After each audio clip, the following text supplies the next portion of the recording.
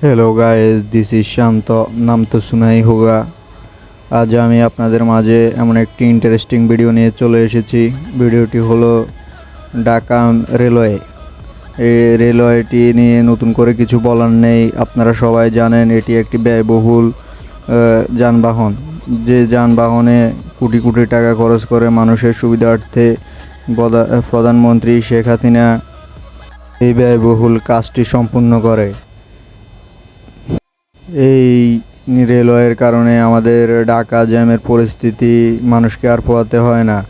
মানুষ খুব দ্রুতই এক স্থান থেকে অন্য স্থানে যাতায়াত করতে পারে।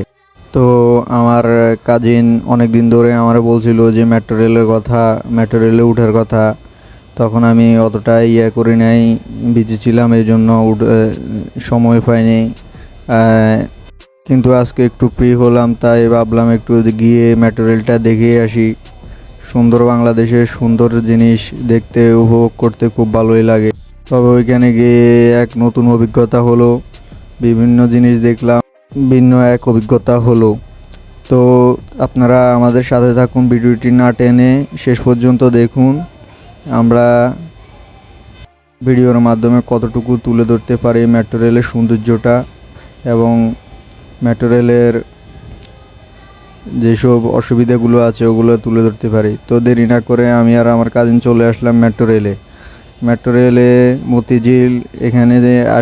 এখানে এসে দেখি টিকিট কাউন্টারে অনেক ভিড়।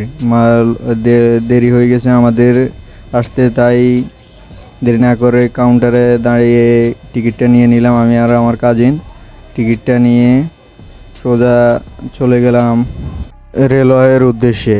তো আপনাদের এর মাঝে একটা কথা বলে রাখি, গুরুত্বপূর্ণ টপিক। আপনারা রেলওয়ে যাওয়ার আগে টিকিট কীভাবে নেয়, সংগ্রহ করে ওটা ভালোভাবে দেখে নেবেন। দেখে তারপর এবং কি টাকা বাংটি করে নেবেন, যার কারণে আপনাদের টিকিট নিতে অসুবিধা হবে না। এবং কি ছেঁড়া পাড়া টাকা গ্রহণযোগ্য না, এগুলো নিলেও আপনি ইউজ করতে পারবেন না।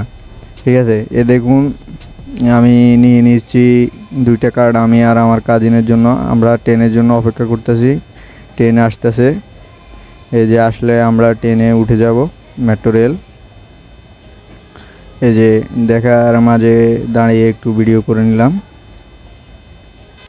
দেখতে দেখতে একটু বোরিং সময় যাচ্ছিল, তাই পাকে একটু ভিডিও করে নিলাম। এই আর কি, একটু বাপসাপ নিলাম, যদিও আমাকে ভালো লাগে না। এই আর কি।